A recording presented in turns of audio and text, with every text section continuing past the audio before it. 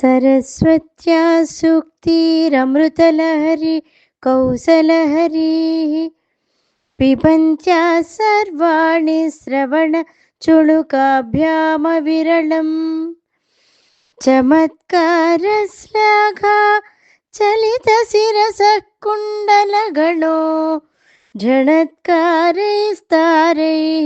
प्रतिवचनमाचष्ट इवते. ఇక్కడ ఈ శ్లోకంలో అమ్మవారి యొక్క చెవుల కుండలముల యొక్క జణత్కారము అంటే అక్కడ కనిపించేటువంటి ఆ శబ్దాన్ని ఇక్కడ వర్ణిస్తున్నారు. ఇక్కడ సరస్వత్యా సూక్తి అమృతలహరి కౌశలహరి అంటే సరస్వతీదేవి పార్వతీదేవి యొక్క చెలికత్తె, అంటే అమ్మవారి దగ్గర ఉండేటువంటి ఒక చక్కటి సఖురాలు. ఆమె అమ్మవారి కొలువుకు వచ్చి చక్కటి మంచి మంచి కవితలని పాటలుగా పాడి అమ్మవారికి వినిపిస్తూ ఉంటుంది. సరస్వతీ సూక్తులు అంటే సరస్వతీదేవి యొక్క మధురమైనటువంటి వాక్కులు. అవి అమృత ప్రవాహాన్ని మించినటువంటి మాధుర్యంతో ఉంటాయి.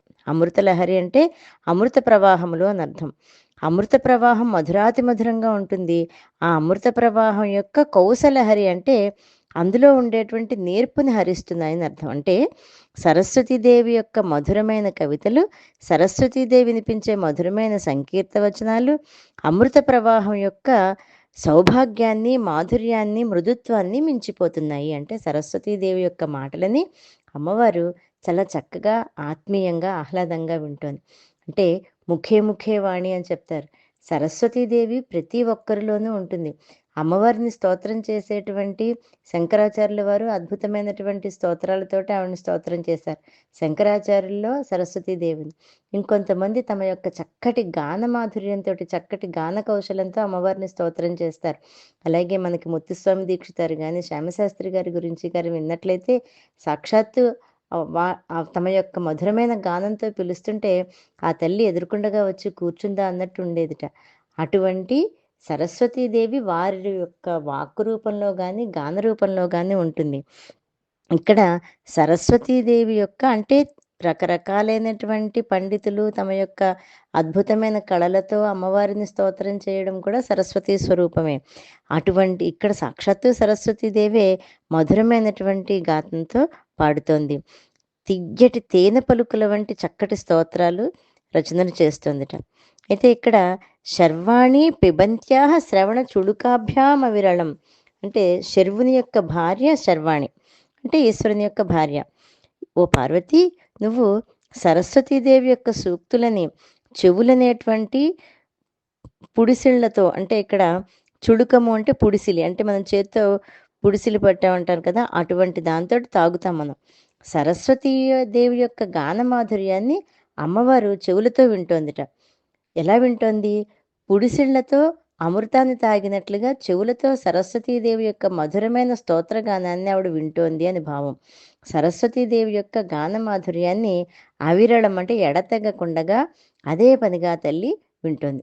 ఇక్కడ చమత్కార శ్లాఘాచలిత శిరస అంటే సహజంగా చక్కటి మంచి మధురమైన పాటలను వింటున్నప్పుడు దానిలో మాధుర్యాన్ని మెచ్చుకుంటూ మనం తలనాడిస్తాం కదా, అలాగే అమ్మవారు కూడా సరస్వతీదేవి చేస్తున్నటువంటి స్తోత్రాల్లోని చమత్కారాన్ని మెచ్చుకుని ప్రశంసించడానికి తన శిరస్సును కదుపుతోంది.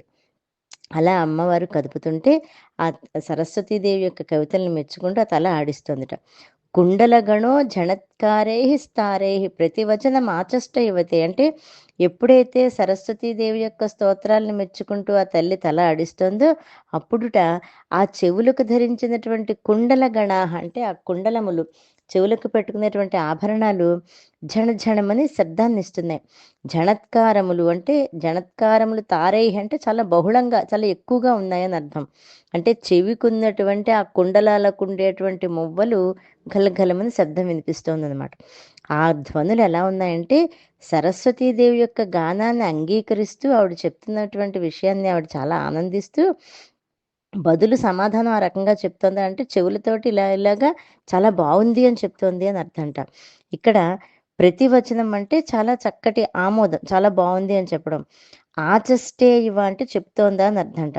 కుండలాలు చేసేటువంటి జణత్కారాలు వింటూ ఉంటే ఆ అమ్మవారు సరస్వతి సూక్తులు చాలా బాగున్నాయి అని చెప్తోందా అన్నట్టుగా ఉంది.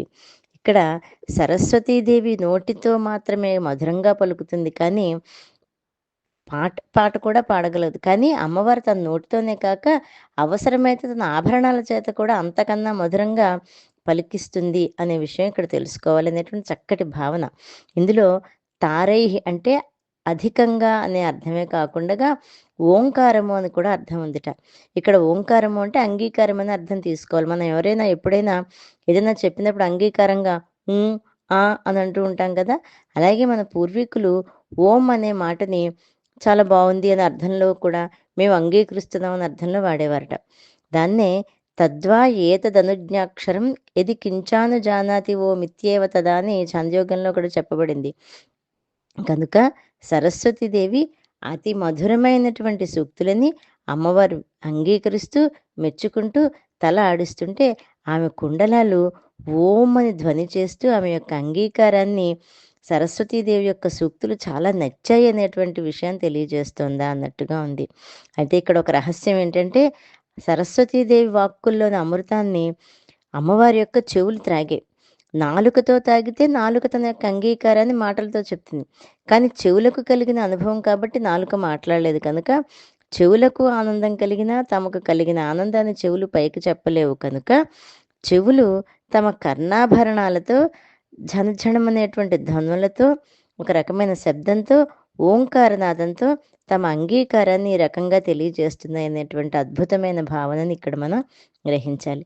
ఈ శ్లోకాన్ని నిరంతరము పఠించినట్లయితేట సమస్తమైన విద్యలు కూడా కరతలామలకం అవుతాయి అని తెలియజేస్తున్నారు.